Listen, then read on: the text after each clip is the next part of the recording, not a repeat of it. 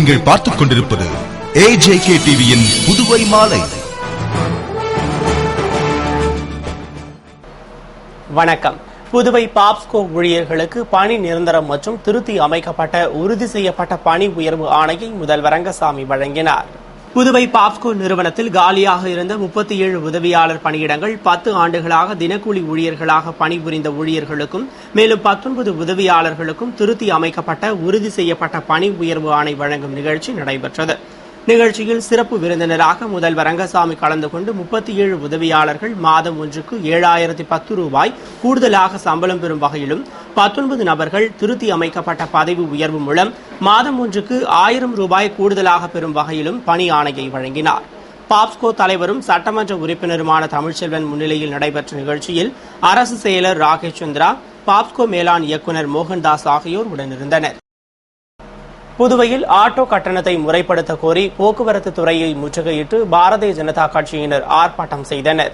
புதுவையில் பொதுமக்களையும் ஆட்டோ தொழிலாளர்களையும் பாதிக்காத வகையில் ஆட்டோ கட்டணத்தை முறைப்படுத்த வேண்டும், தமிழக அரசை போன்று நவீன மீட்டர்களை வழங்க வேண்டும் உள்ளிட்ட கோரிக்கைகளை வலியுறுத்தி பாரதிய ஜனதா கட்சி சார்பில் போக்குவரத்து துறை அலுவலகத்தை முற்றுகையிடும் போராட்டம் மாநில பொதுச் செயலாளர் சாமிநாதன் தலைமையில் முன்னாள் தலைவர் தாமோதரன், துணைத் தலைவர்கள் தங்க விக்ரமன், அன்புச்செல்வம், பரந்தாமன், ஜெயந்தி மாலா உள்ளிட்ட நிர்வாகிகள் முன்னிலையில் நடைபெற்றது. இதில் 75க்கும் மேற்பட்டோர் பங்கேற்று கோஷமிட்டு ஆர்ப்பாட்டம் செய்தனர். பின்னர் போக்குவரத்து ஆணையரை சந்தித்து ஆட்டோ கட்டணத்தை முறைப்படுத்த வேண்டும் என்று வலியுறுத்தினர். புதுவை ஜிப்மரில் ஸ்பந்தன் கலை விழாவினை முன்னிட்டு நடந்த கூடைப்பந்து போட்டியை இயக்குநர் ரவிக்குமார் வீரர்களை வாழ்த்தி துவக்கி வைத்தார். புதுவை ஜிப்மரில் ஸ்பந்தன் கலை விழா 2013 என்ற விழா ஆண்டுதோறும் ஜிப்மர் மாணவர்கள் சங்கம் சார்பில் நடத்தப்பட்டு வருகிறது. அதன்படி இந்த ஆண்டு ஸ்பந்தன் விழா நேற்று 2ஆம் தேதி திங்களன்று துவங்கியது. விழாவினை ஜிப்மர் இயக்குநர் ரவிக்குமார் குத்துவிளக்கேற்றி துவக்கி வைத்தார். மேலும் விழாவின் ஒரு அம்சமாக நடைபெற்ற கூடைப்பந்து போட்டியினை வீரர்களை வாழ்த்தி உற்சாகப்படுத்தி துவக்கி வைத்தார். தொடர்ந்து லேசர் ஷோ எனும் நிகழ்ச்சி ஸ்பந்தன் விழா குறித்து லேசர் கதிர்கள் மூலம் படக்காட்சிகளாக காட்டப்பட்டது. அதனைத் தொடர்ந்து இந்தியா முழுவதிலும் இருந்து வந்திருந்த மாணவ மாணவிகளின் கலை நிகழ்ச்சி மற்றும் ஃபேஷன் ஷோ நடைபெற்றது. புதுவையில் போராட்டம் நடத்தியது தொடர்பான வழக்கு விசாரணைக்காக திராவிட முன்னேற்றக் கழக மாநில அமைப்பாளர் MA சுப்பிரமணியன் உள்ளிட்ட நிர்வாகிகள் நீதிமன்றத்தில் ஆஜராகினர்.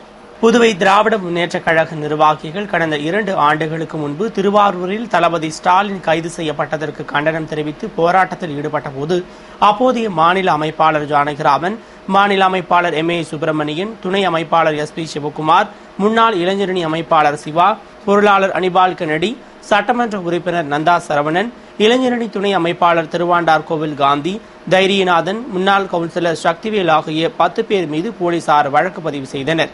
அந்த வழக்கு இன்று புதுவை நீதிமன்றத்தில் விசாரணைக்கு வந்தபோது மாநில அமைப்பாளர் MA சுப்பிரமணியன், முன்னாள் மாநில அமைப்பாளர் ஜானகிராமன் உட்பட 10 பேரும் நீதிமன்றத்தில் ஆஜரானார்கள். இன்றைய வழக்கில் வழக்கை விசாரித்த நீதிபதி வழக்கை வரும் 19ஆம் தேதிக்கு தள்ளி வைத்தார் மற்றும் குற்றப்பத்திரிகை நகல் வழங்கப்பட்டது. புதுவை பாகூர் அருகே 8 வயது மாணவியை பாலியல் பலாத்காரம் செய்ய முயன்ற ஆசிரியரை போலீசார் கைது செய்து சிறையில் அடைத்தனர்.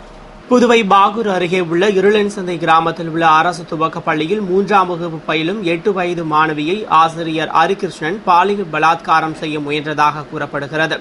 இதுகுறித்து அப்பள்ளி மாணவர்கள் மற்றும் பெற்றோர்கள் தலைமை ஆசிரியரிடம் புகார் அளித்தும் நடவடிக்கை எடுக்காததால் பெற்றோர்கள், உறவினர்கள் மற்றும் பொதுமக்கள் ஒன்று திரண்டு ஆசிரியர் மீது நடவடிக்கை எடுக்க வலியுறுத்தி போராட்டத்தில் ஈடுபட்டனர். இதுகுறித்து தகவல் அறிந்த பாகூர் ஆய்வாளர் மோகன்குமார் தலைமையிலான போலீசார் மற்றும் பள்ளி துணை ஆய்வாளர் துய்ரோக் ஆந்திரே சவுந்தரராஜ் ஆகியோர் சம்பவ இடத்திற்கு விரைந்து வந்து ஆசிரியர் மீது நடவடிக்கை எடுக்கப்படும் என்று உறுதியளித்ததால் அனைவரும் கலைந்து சென்றனர். மேலும் கல்வித்துறைக்கு ஆசிரியர் மீது நடவடிக்கை எடுக்க கோரியும் அந்த பள்ளியில் பணிபுரியும் அனைத்து ஆசிரியர்களையும் பணியிட மாற்றம் செய்ய வேண்டியும் மனு அளித்தனர். இந்நிலையில் போலீசாரால் தேடப்பட்டு வந்த ஆசிரியர் பணியிட மாற்றம் கோரி கல்வித்துறை அலுவலகத்திற்கு வந்தார். இதுபற்றி போலீசாருக்கு தகவல் தெரிவிக்கப்பட்டதை தொடர்ந்து SP தெய்வசிகாமணி தலைமையிலான போலீசார் அங்கு விரைந்து சென்று ஆசிரியரை கைது செய்து நீதிமன்றத்தில் ஆஜர்படுத்தி சிறையில் அடைத்தனர். புதுவையில் மாடுகளுக்கு ஆந்த்ராக்ஸ் நோய் தாக்கும் அபாயம் ஏற்பட்டுள்ளதால் முன்னெச்சரிக்கை நடவடிக்கையாக நோய் தடுப்பு ஊசியினை போட வேண்டும் என்று காங்கிரஸ் செய்தி தொடர்பாளர் AV வீரராகவன் வலியுறுத்தியுள்ளார். இதுகுறித்து காங்கிரஸ் செய்தி தொடர்பாளர் AV வீரராகவன் கூறுகையில், புதுவை மாநிலத்தின் அண்டை மாவட்டமான விழுப்புரம் மாவட்டத்தில் உள்ள நொளம்பூர் என்கின்ற கிராமத்தில் அந்த கிராமம் உள்பட பல்வேறு கிராமங்களில் ஆந்த்ராக்ஸ் என்று சொல்லக்கூடிய மிக கொடிய நோய் பாதிக்கப்பட்டு 100க்கும் மேற்பட்ட கறவை மாடுகள் இறந்துவிட்டன. ஆந்த்ராக்ஸ் நோய் மிக கொடுமையான நோய். அந்த நோய் கிருமி பாதிக்கப்பட்ட 2 மணி நேரத்தில் மாடுகள் துடித்து திடீரென விழுந்து இறந்துள்ளன. இதனால் கடுமையாக அந்த மக்கள் பாதிக்கப்பட்டிருக்கிறார்கள். இது நம் மாநிலத்தின் எல்லையோர பகுதி. புதுவை மாநிலத்திற்கு அந்த நோயால் அபாய நிலை உள்ளது. ஆனால் புதுச்சேரி அரசு இதுவரை எந்தவிதமான நடவடிக்கையும் எடுத்ததாக தெரியவில்லை. உடனடியாக சற்றும் தாமதமின்றி புதுவை அரசு உரிய நடவடிக்கை எடுக்க வேண்டும். கடந்த சில ஆண்டுகளுக்கு முன்பு புதுவை மாநிலத்தில் உள்ள கிராமப்புறங்களில் இந்த ஆந்த்ராக்ஸ் நோய் பாதிப்பால் 500க்கும் மேற்பட்ட கறவை மாடுகள் இறந்தன. கடுமையான பாதிப்பு ஏற்பட்டது. அந்த நிலை இப்போது ஏற்பட்டுவிடக் கூடாது. எனவே மரியாதைக்குரிய முதலமைச்சர் ரங்கசாமி அவர்கள் நிதித்துறையை தன் பொறுப்பில் வைத்திருக்கிறார். ஆனால் கால்நடை பராமரிப்பு துறைக்கு மருந்துகள், உயிர்காக்கும் மருந்துகள், இன்ஜெக்ஷன், மெடிசைன் வாங்குவதற்கு போதிய பணம் வழங்கப்படவில்லை. நம்முடைய கால்நடை பராமரிப்பு துறையிலே நல்ல திறமையான அதிகாரிகள் இருக்கிறார்கள், நிபுணர்கள் இருக்கிறார்கள். ஆனால் போதிய மருந்துகள் இருக்கிறதா என்று சொன்னால் இல்லை. எனவே அதற்கு உரிய நிதி ஒதுக்கப்பட வேண்டும். ஆட்சியாளர்களும் அதிகாரிகளும் இந்த பிரச்சனையை ஒரு மாடு இறப்பு பிரச்சனையாக, ஒரு விலங்கினங்கள் இறக்கின்ற பிரச்சனையாக மட்டும் பார்க்க முடியாது. ஏனென்று சொன்னால் இது கிராமப்புற மக்களுடைய சமூக பொருளாதார பிரச்சனை. அந்த கறவை தொழில் மூலமாக பால் உற்பத்தி செய்து அந்த மக்கள், கிராமப்புற ஏழை எளிய மக்களுடைய வாழ்வாதாரம் இந்த பிரச்சனை அடங்கி இருக்கிறது. எனவே உரிய நடவடிக்கை மேற்கொள்ளப்பட வேண்டும். தடுப்பூசி அந்தந்த பகுதிகளிலே மருத்துவ முகாம்கள் நிபுணர்கள் மூலமாக அமைத்து கிராமப்புறங்களில் தடுப்பூசி போடப்பட வேண்டும். போர்க்கால அடிப்படையில் இந்த நடவடிக்கை எடுத்தால் மட்டும்தான் அந்த பிரச்சனையிலிருந்து மாடுகளை நாம் காப்பாற்ற முடியும். எனவே மரியாதைக்குரிய முதலமைச்சர் அவர்கள் இதில் தீவிர கவனம் செலுத்த வேண்டும். இது சம்பந்தமாக காங்கிரஸ் கட்சியின் சார்பில் மரியாதைக்குரிய தலைமைச் செயலாளர் சேட்டன் சாங்கி, கால்நடை பராமரிப்புத்துறையுடைய செயலாளர் ஸ்ரீகாந்த், மாவட்ட ஆட்சியர் தீபக் குமார் ஆகியோர்களுக்கு மனு அனுப்பப்பட்டுள்ளது. புதுவை மற்றும் காரைக்கால் பட்டதாரி ஆசிரியர்கள் சங்கங்களின் சார்பில் வரும் 5ஆம் தேதி கல்வித்துறை வளாகம் எதிரில் தொடர் முழக்க கண்டன ஆர்ப்பாட்டம் நடத்த உள்ளதாக போராட்டக்குழு நிர்வாகிகள் தெரிவித்துள்ளனர். இதுகுறித்து புதுவை மற்றும் காரைக்கால் பட்டதாரி ஆசிரியர் சங்கங்களின் கூட்டு போராட்டக்குழு பொறுப்பாளர்கள் ஜெயராமன், பாரி, ஜெயராஜ், சீனு மோகன்தாஸ், செல்வகுமார் உள்ளிட்டோர் கூட்டாக அளித்த பேட்டியில், புதுவை மற்றும் காரைக்கால் பகுதியில் பணியாற்றுகின்ற பட்டதாரி ஆசிரியர்கள் சங்க பொறுப்பாளர்கள், கல்வித்துறை இயக்குநர், செயலர், கல்வி அமைச்சர் மற்றும் முதல்வர் என அனைவரிடமும் பலகட்ட பேச்சுவார்த்தை நடத்தியும் நீதிமன்ற உத்தரவுப்படி பணிமூப்பு பட்டியலை வெளியிடாமல் உள்ளதால் பணிமூப்பு பட்டியலை உடனடியாக வெளியிட வலியுறுத்தி வரும் 5ஆம் தேதி புதுவையில் கல்வித்துறை வளாகம் எதிரில் தொடர் முழக்க கண்டன ஆர்ப்பாட்டம் நடத்த உள்ளதாகவும், அதே நாளில் காரைக்காலில் அடையாள உண்ணாவிரத போராட்டம் நடைபெறும் என்று தெரிவித்துக் கொண்டதாகவும், இதற்கு தீர்வு காணும் வகையில் பட்டதாரி ஆசிரியர்களின் மனக்குறைகளையும் நியாயமான கோரிக்கைகளையும் தீர்த்து வைக்க கல்வித்துறையும் புதுவை அரசு முன்வர வேண்டும் என்றும் கூறினர். புதுவை அனைத்திந்திய இளைஞர் பெருமன்றம் சார்பில் பெட்ரோல், டீசல், சமையல் எரிவாயு விலை உயர்வை கண்டித்து கண்டன ஆர்ப்பாட்டம் நடைபெற்றது. புதுவை அனைத்திந்திய இளைஞர் பெருமன்றம் சார்பில் மாநில செயலாளர் அந்தோணி தலைமையில் பொருளாளர் குமரவேல் முன்னிலையில் பெட்ரோல், டீசல், சமையல் எரிவாயு விலை உயர்வை கண்டித்து கண்டன ஆர்ப்பாட்டம் நடைபெற்றது. மாநில பொருளாளர் சலீம், கருணாஜோதி, பிரகாஷ் உள்ளிட்ட நிர்வாகிகள் கண்டன உரையாற்றிய போராட்டத்தில் இளைஞர் பெருமன்ற நிர்வாகிகள் மற்றும் உறுப்பினர்கள் திரளாக கலந்து கொண்டு பெட்ரோல், டீசல், சமையல் எரிவாயு விலை உயர்விற்கு கண்டனம் தெரிவித்தும் விலை உயர்வை வாபஸ் பெற வலியுறுத்தியும் கோஷமிட்டு ஆர்ப்பாட்டம் செய்தனர். புதுவை பாக்கமுடியான்பேட் சியோன் மெத்தடிஸ்ட் திருச்சபையில் அகில இந்திய கிறிஸ்துவ அமைப்பு பாண்டிச்சேரி கிளையின் 3ஆம் ஆண்டு நிறைவு விழா மற்றும் நன்றி ஏறெடுப்பு ஆராதனை நடைபெற்றது.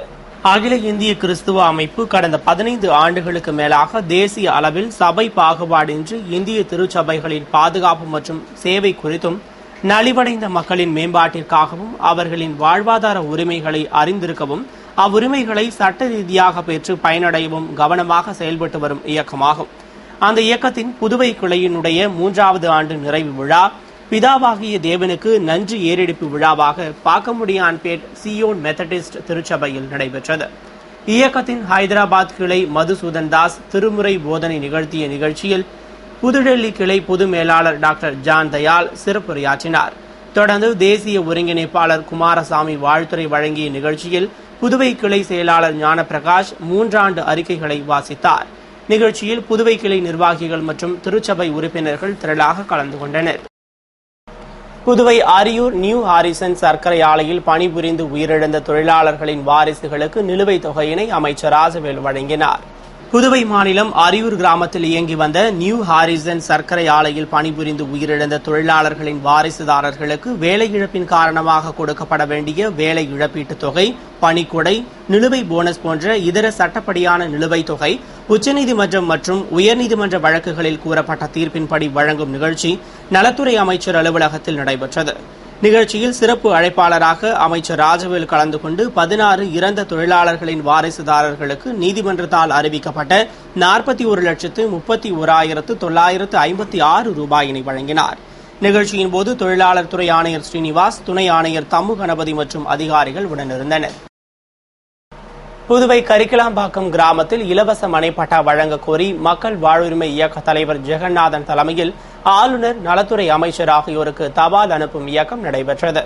புதுவை கரிக்கலாம்பாக்கத்தில் இலவச மனைப்பட்டா வழங்க கோரி பலகட்ட போராட்டங்கள் நடத்தப்பட்ட நிலையில் கடந்த சில தினங்களுக்கு முன்னர் நலத்துறை அமைச்சர் ராஜவேலுவை சந்தித்து மனு அளிக்கப்பட்டது. அதன் தொடர்ச்சியாக பட்டாவுக்கு விண்ணப்பித்துள்ள ஏழை பயனாளிகளுக்கு இலவச மனைப்பட்டா வழங்க கோரி ஆளுநர், தலைமைச் செயலர், மாவட்ட ஆட்சியர், நில அளவை பதிவேடுகள் துறை இயக்குநர் மற்றும் நலத்துறை அமைச்சருக்கு அஞ்சல் அட்டை மூலமாக தபால் அனுப்பும் இயக்கம் மக்கள் வாழ்வுரிமை இயக்க தலைவர் ஜெகநாதன் தலைமையில் நடைபெற்றது. தலைமை தபால் நிலையத்தில் நடைபெற்ற இந்த இயக்கத்தில் பெண்கள் உள்பட 25க்கும் மேற்பட்டோர் தபால் அனுப்பினர் மற்றும் கோரிக்கையை வலியுறுத்தி கோஷமிட்டனர். புதுவை காஞ்சமா முனிவர் பட்ட மேற்படிப்பு மையத்தில் வணிகவியல் துறை சார்பில் சைபர் கிரைம் பாதுகாப்பு குறித்த கருத்தரங்கு நடைபெற்றது. புதுவை லாஸ்பேட்டை காஞ்சமா முனிவர் பட்ட மேற்படிப்பு மையத்தில் வணிகவியல் துறை சார்பில் சைபர் கிரைம் பாதுகாப்பு மற்றும் விளைவுகள் என்ற தலைப்பில் கருத்தரங்கம் மைய இயக்குநர் ராமசாமி தலைமையில் நடைபெற்றது. துறை தலைவர் குணசேகரன் வரவேற்று பேசிய நிகழ்ச்சியில் உயர்கல்வித்துறை இயக்குநர் கரிகாலன் சிறப்பு விருந்தினராக கலந்து கொண்டு கருத்தரங்கை துவக்கி வைத்தார். தொடர்ந்து பேராசிரியர் அழகையா நோக்க உரையாற்றிட இந்தியன் ஓவர்சீஸ் முதன்மை மண்டல மேலாளர் கணேஷ், வங்கி தொழில்நுட்ப மேலாண்மை துறை இணை பேராசிரியர் மாரியப்பன், துணை பேராசிரியர் வடிவேலு ஆகியோர் சைபர் கிரைம் பாதுகாப்பு நடவடிக்கை குறித்து விளக்கம் அளித்தனர். தொடர்ந்து சிபிசிஐடி ஆய்வாளர் செல்வம் மாணவ மாணவிகளுக்கு சான்றிதழ் வழங்கினார். நிகழ்ச்சியில் 100க்கும் மேற்பட்ட ஆராய்ச்சி மாணவ மாணவிகள் கலந்து கொண்டனர். இத்துடன் செய்திகள் நிறைவடைந்தன. வணக்கம்.